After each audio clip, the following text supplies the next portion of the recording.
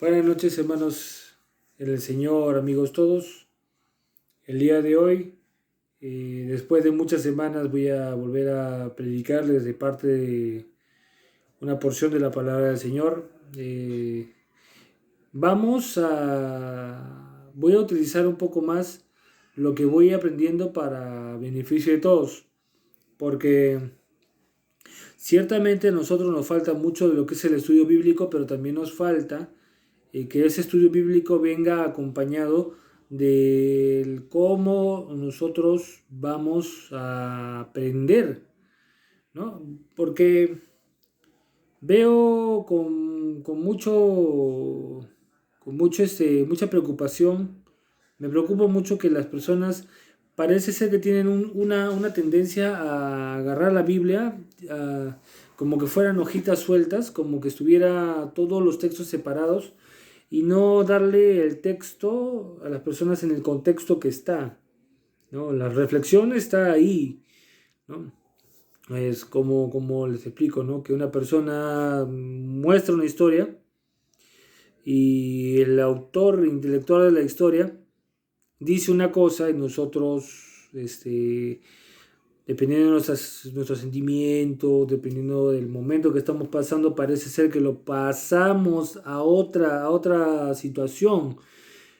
Un tema lo sacamos de contexto, entonces eso se le llama, en la antigua Grecia se descubrió una cosa así, era la forma de la alegoría, ¿no? El griego utilizaba la alegoría para tratar de mostrar un texto, de mostrar un texto y ya empezaba a fantasear un poco, ya empezaba a darle más, o sea, no era de repente que digamos la historia de un globo, sino el globo estaba súper inflado y tenía muchas cosas, o sea, empiezan a inflar una historia.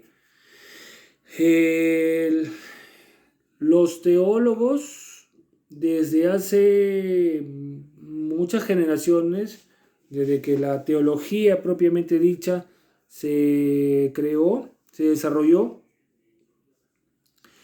encontraron una forma de estudiar la palabra de Dios con orden, con una estructura, y a todo esto se le dio un nombre, es una ciencia llamada hermenéutica.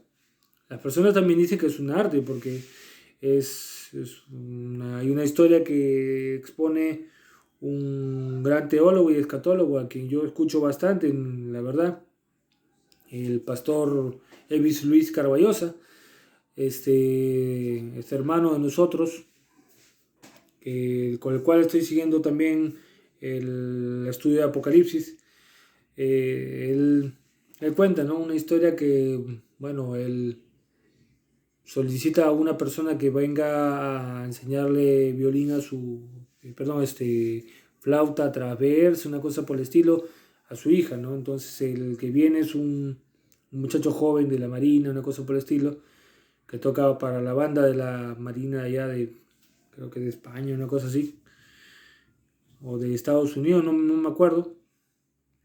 Pero el punto de la historia es que se sienta y él en este intento de hacer una historia, de hacer una conversación, ¿no?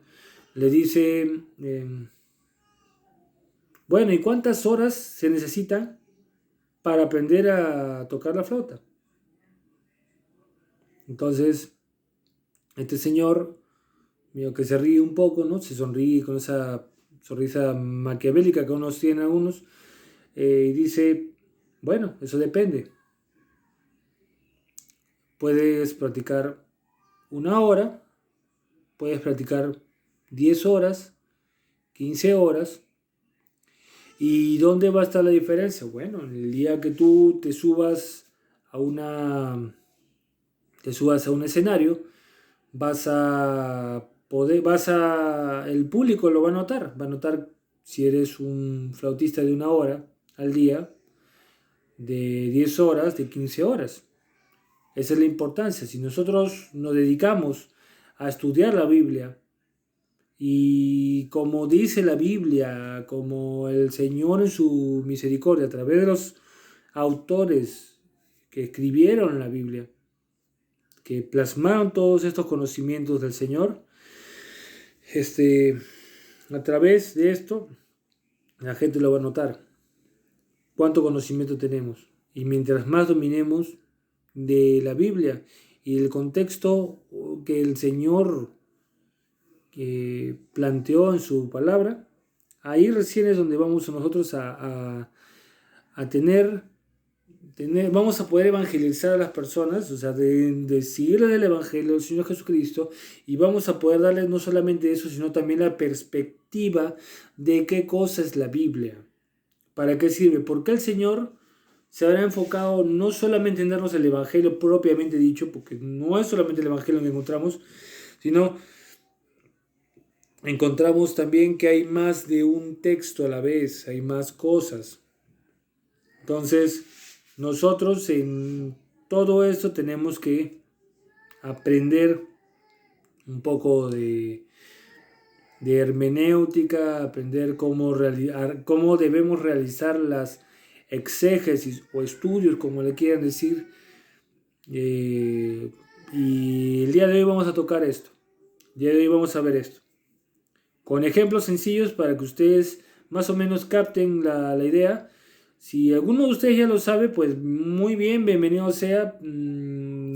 Si alguno de ustedes no lo sabe, pues bienvenido a mi club. Yo tampoco lo sabía, tampoco lo sé, no soy un escatólogo ni un teólogo. Estoy estudiando, estoy aprendiendo, entonces creo que la idea es para que todos tengamos algo de donde aprender. Bien, entonces la palabra hermenéutica sale de un tema de la mitología griega, ¿no? En el panteón o en el círculo de dioses, esta tendencia del griego a tener varias entidades, varios entes a los que le denominan Dios, al rayo, al esto, ¿no? A todo. Entre la colección de dioses que tienen Zeus, Apolos, etcétera, si alguien se acuerda de mitología, estaba Hermes. Hermes era, según ellos, era el responsable de transmitir el mensaje de los dioses a las personas. Entonces, en ese contexto, nosotros, los teólogos van a desarrollar una forma de estudiar la palabra de Dios en los textos, en su contexto histórico, su contexto gramatical y sus comparativas, ¿no? Hay más partes, pero de todas maneras, eso es como lo más importante es que el texto tenga el contexto, que la persona, en este caso el Señor, a través de quien lo escribe, como lo explica, nosotros lo entendamos. No entendamos las cosas como nosotros querramos entenderlas, sino como el Señor quiere que las entendamos. Les explico un poco, miren. Voy a tomar algo que parece ser que se ha puesto de moda en el mundo, que es utilizar textos bíblicos para adornar sus carros. ¿Ya? Muy bien, si me acompañan en el libro de Filipenses, en Filipenses capítulo 4, versículo 13, vamos a encontrar una de estas citas bíblicas utilizadas. Parece ser que las personas, quiero creer que las personas que utilizan en sus carritos ponen una cita bíblica son todos hermanos de nosotros. Pero muchas veces también me he topado que carros puestos parece que como una especie de amuleto, no sé, como poniendo un sticker más en el carro, le ponen un texto bíblico, ¿no? Para darse de que saben una porción de la Biblia. Entonces, yo quiero al día de hoy tocar ese tema utilizando ese texto. Filipenses capítulo 4, versículo 13. Dice la palabra de Dios lo siguiente: todo lo puedo en Cristo que me fortalece. ¿Ok? Entonces, Si ustedes habrán visto que muchas veces van a encontrar este versículo mal empleado, mal utilizado, y que no solamente está en los carritos, sino hay personas que lo utilizan de mala manera. Han pensado, ¿no? Todo lo puede en Cristo que me fortalece. ¿Quién lo dice? De repente un criminal. De repente una persona que está, no sé, un narcotraficante, una cosa por el estilo. ¿Se ha visto? Sí se ha visto. ¿No? Todo lo puede en Cristo que me fortalece, lo dice, no sé, personas X con pensamientos cerrados. Pero para que nosotros entendamos qué es lo que quiere decir el apóstol Pablo, tenemos que entrar en el contexto de la historia. Entonces, acá es donde la hermenéutica funciona. ¿Cómo así? Y la palabra, por si acaso, esto no es nuevo, ¿no? Nosotros nos podemos entender, sabemos de qué estamos hablando por una conversación normal, podemos saber a dónde apunta la conversación de uno. No tenemos que hacer gran esfuerzo. La misma lógica se utiliza para esto. Vamos a ver. Si vemos desde el versículo 10 en adelante, vamos a poder tener una perspectiva correcta de qué es lo que el apóstol quería decir. Eso es lo que quiero, eso es lo que la hermenéutica desarrolla. Le voy a mostrar. Dice la palabra de la siguiente manera, mira. En gran manera me gocé, versículo 10, 4:10 por si acaso, de Filipenses. En gran manera me gocé en el Señor de que ya al fin habéis revivido vuestro cuidado de mí, de lo cual también estabais solícitos, pero os faltaba la oportunidad. O sea que ellos tenían la intención, pero no tenían la oportunidad de apoyarlo a Pablo propiamente dicho, es lo que está diciendo. No digo porque tenga escasez, pues he aprendido a contentarme, cualquiera que sea mi situación. Sé vivir humildemente y sé tener abundancia. En todo y por todo estoy enseñado, así para estar saciado como para tener hambre, así para tener abundancia como para tener necesidad. Todo lo puedo en Cristo que me fortalece. ¿Ven qué diferente se siente el texto? Le voy a explicar un poquito de lo que está diciendo Pablo aquí para que podamos entender la importancia de leer el texto en el contexto.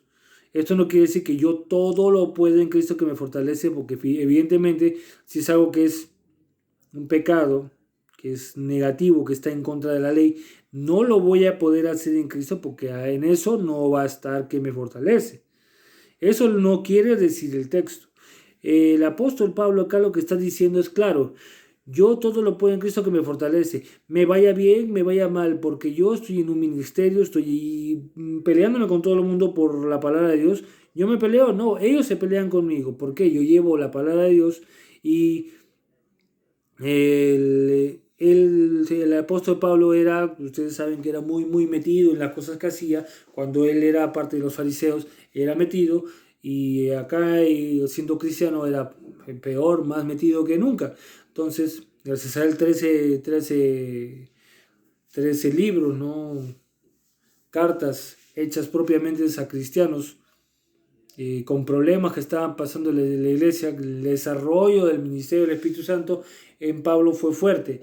Él lleva todo un ministerio entero, el cual es para el pueblo gentil. El Antiguo Testamento prácticamente desarrolla toda la historia del pueblo de Israel y cómo el pueblo de Israel lo ha rechazado N veces al Señor. Y por estas cosas es que el Señor les dice, muy bien. Entonces, escoge a Pablo. Ya explicaremos cómo llega a esto, como retomando la historia. Y desarrolla todo un ministerio hasta la fecha. Vemos que su labor de él no fue poca. El Espíritu Santo ha sido compartido de tal manera, ¿no? El mensaje del Señor. Y todos conocemos por él. Pero él dice, yo he aprendido de todo. ¿Por qué? Porque él vino de una casta que tenía privilegios, él tenía conocimientos, no era cualquier persona, no era cualquier judío, romano, medio romano, más era una persona estudiada, tenía uno de los mejores profesores, digamos, el mejor teólogo de la era en ese entonces, ¿no? Gamaliel. Él desarrolla todo este ministerio y en esta carta exclusivamente Filipenses les vamos a buscar el contexto. Si nosotros nos vamos a la historia, vemos que Pablo siempre ha sufrido, ¿no? Ha sufrido azotes, ha sufrido cárceles, ha sufrido de todo un poco. Y en esta parte de la historia exclusivamente, vemos, ¿no? Que dice, en gran manera me gocé en el Señor de que ya al fin habéis revivido vuestro cuidado de mí. No lo estaban haciendo, entonces parece en algún punto, ellos dicen, momentito, no, bueno, él no es nuestro líder, ¿no? El Señor nos ha puesto a él como apóstol, vamos, estamos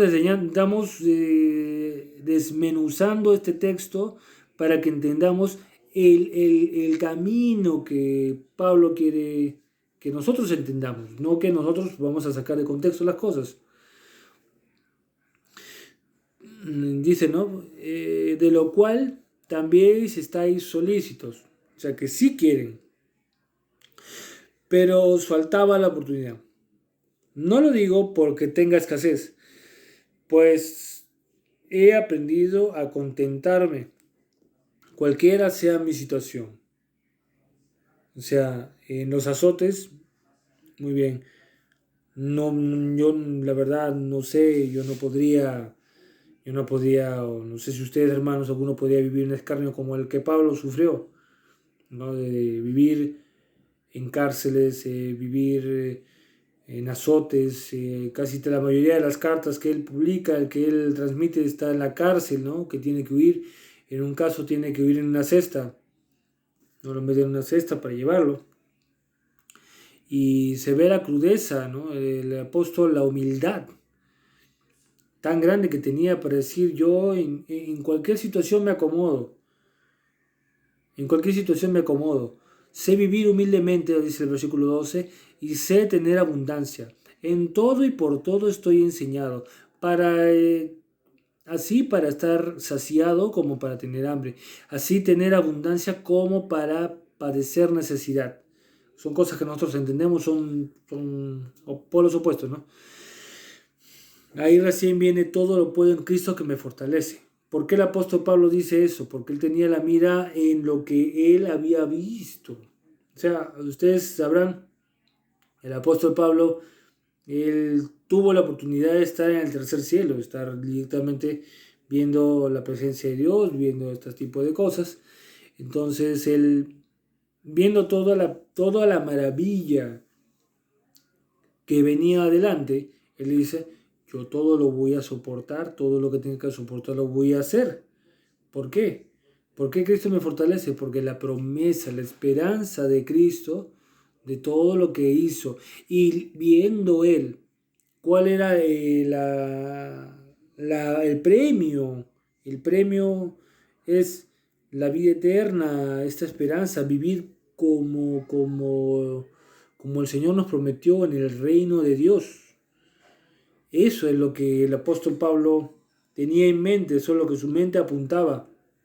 Por eso le dice, todo lo puedo en Cristo que me fortalece, porque no importa todo el escarnio que yo viva acá, allá va a ser un tema distinto. Así que todo lo que paso vale la pena. Porque si yo tengo que pasar todo esto a la gloria que viene para mí, bueno, bienvenido sea el palo, bienvenido sea el azote. Así es. Entonces, si ustedes ven, yo lo que estoy haciendo es leerles la carta que el apóstol Pablo le da a la iglesia de Filipenses.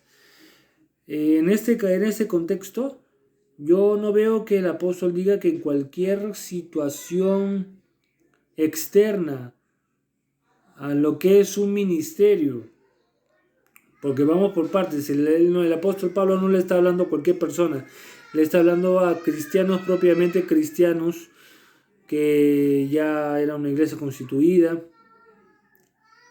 con perspectivas que le faltan, con cosas que le faltan, por supuesto, pero es a hermanos como nosotros, con problemas como nosotros, con temas como nosotros.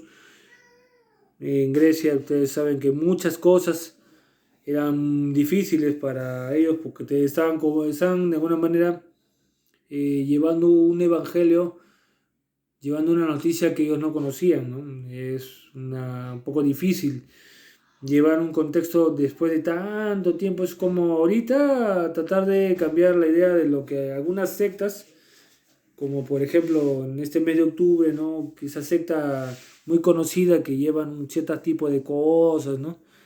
Cambiar su perspectiva es un poco difícil porque ellos vivían así. Entonces, Pablo les dice, ¿no?